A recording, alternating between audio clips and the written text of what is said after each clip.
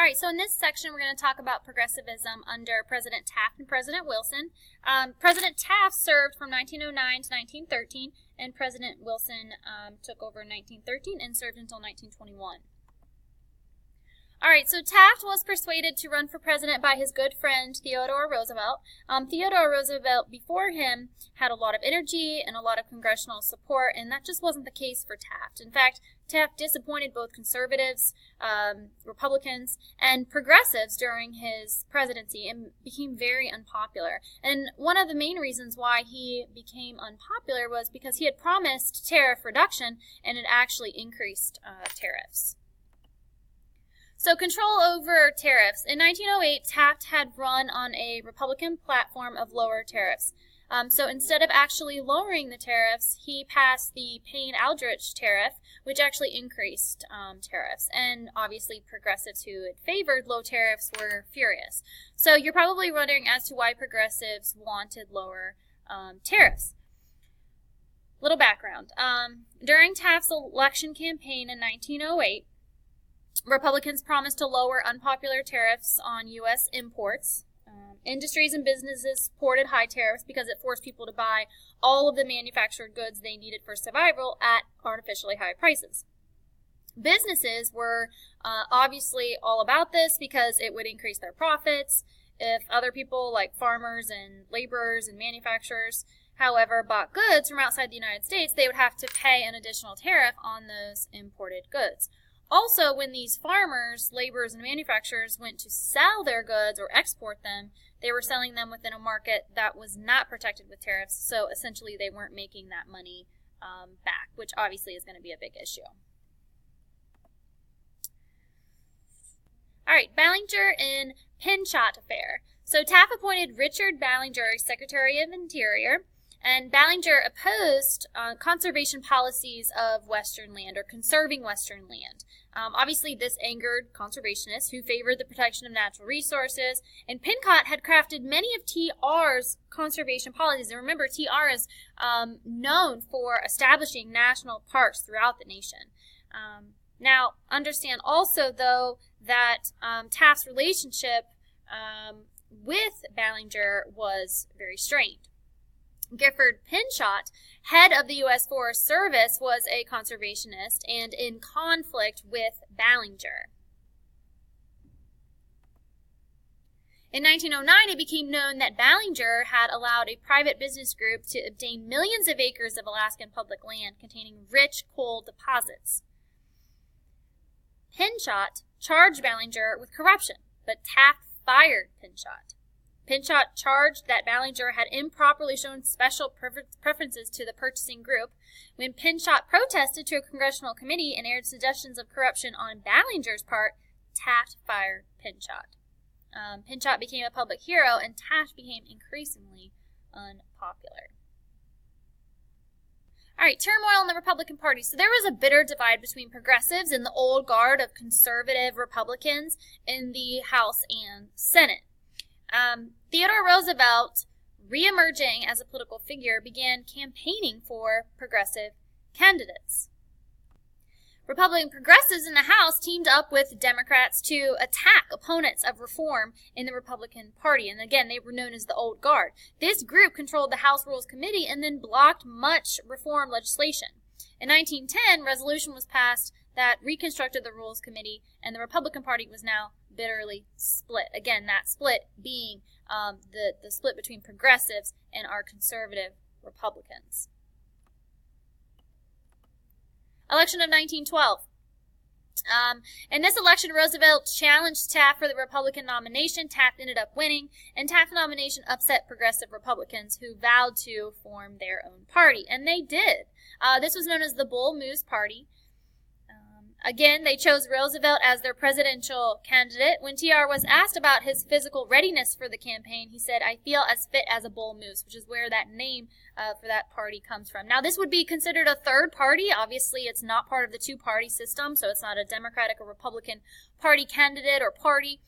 This would be a minor party, that additional third party. And it's also known as a splinter party because it split off of the Republican Party. Because when TR did not get selected as the candidate for the Republican Party in that election, 1912, he created his own party so that he could still run for president. Progressive Party, again, becomes known as the Bull Moose Party. So the Bull Moose Party's platform included tariff reduction, women's suffrage, which is the right to vote, more regulation of business, a child labor ban, an 8-hour workday, and direct election of senators. During one of his campaign speeches, Roosevelt was shot. With a bullet lodged in his lung, Roosevelt spoke for another hour and a half before seeking medical attention. "Friends," he said, "I shall ask you to be quiet. I don't know whether you fully understand that I have just been shot, but it takes more than that to kill a bull moose," as he shows the crowd his bloody shirt. And this has forever been remembered. Taft's record, although Taft's presidency is often overshadowed with unpopularity, he did accomplish some significant reforms like reservation of public lands and brought more antitrust suits than TR. Also, Taft still remains at odds with progressive Republicans. Wilson's new freedom. So Woodrow Wilson was the Democratic presidential candidate in the 1912 election, and he ran on a reform platform to break up the big businesses and trusts. Wilson ran on a reform platform like that of Roosevelt. However, he differed in that he criticized both big business and big government. As part of his new freedom policy, he promised to enforce anti-laws without threatening economic competition. His position was pure progressivism. Four-way election. So, again, there were four candidates that ran for president in 1912. We had Taft, Roosevelt, Wilson, and Eugene V. Debs, which was the candidate for the Socialist Party. Taft and Roosevelt split the conservative and progressive Republicans, giving Wilson the victory despite only 42% of the popular vote. This was the third time that Eugene V. Debs has ran for president and failed, and he ends up running 2 more times and also failing. So again, Wilson won the electoral vote by a landslide. He got 435 votes. TR got 88 and Taft got 8. And this is a perfect example of a third party kind of stealing votes away and therefore completely changing the outcome of an election. Former professor of political science, first major goal was tariff reform. Reduce tariff rates from 40% to 25% to make up for the lost tariff revenue, passed the 16th Amendment, which created the federal income tax, which taxes the wealthy. Or the more wealth you have, the more you're taxed. Wilson and antitrust. Wilson believed all trust and monopolies should be eliminated.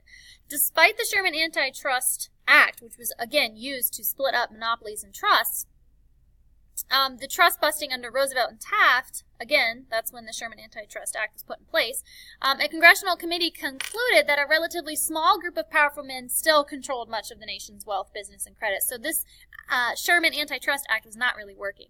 Wilson believed that monopolies and trusts led to economic instability and the restriction of free enterprise, and something else needed to be done.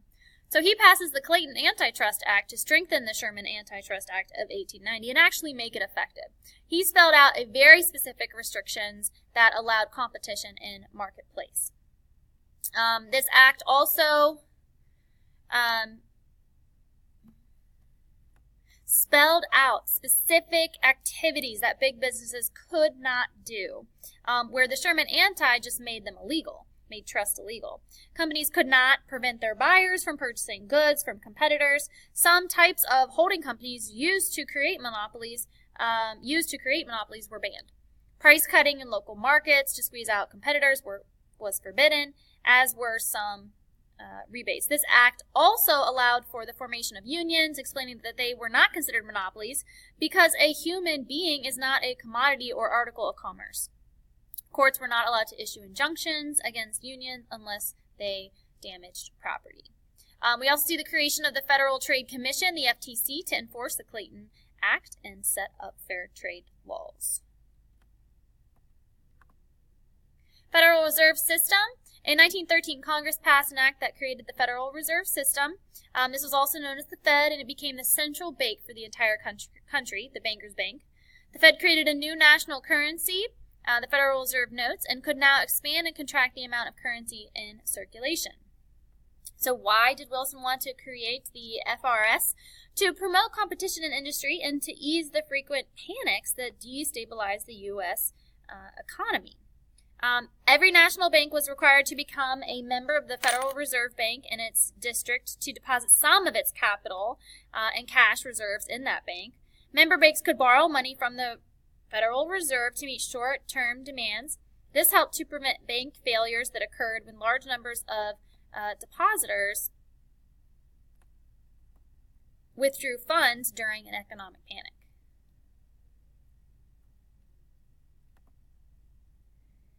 Here are the different Federal Reserve districts. There are 12 districts.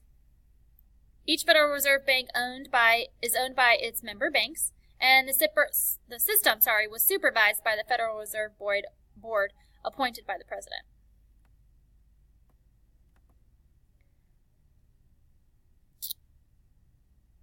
All right, Louis Brandeis to Supreme Court. In 1913, Wilson nominated progressive lawyer Louis D. Brandeis to the Supreme Court. Wilson drew significant criticism for his nomination, and Brandeis was considered very radical, so meaning far left, Democratic. Wilson still won the 1916 election and served a second term. Social justice and progressivism. Despite all the reforms during the progressive reform era, radical reform and social justice were largely overlooked. Wilson allowed his cabinet officers to extend the Jim Crow law practice by separating the races in federal offices. No federal overruling of Southern Jim Crow laws occurred. Many African Americans felt ignored by progressives. Why? Afraid of losing the Southern vote. And we'll talk a lot more about the Jim Crow laws here coming up. End of progressivism. As World War I began, Americans turned their attention to war, and calls for reform faded. One reform movement grew bolder, though: women's suffrage, and we'll be discussing that in our next set of notes.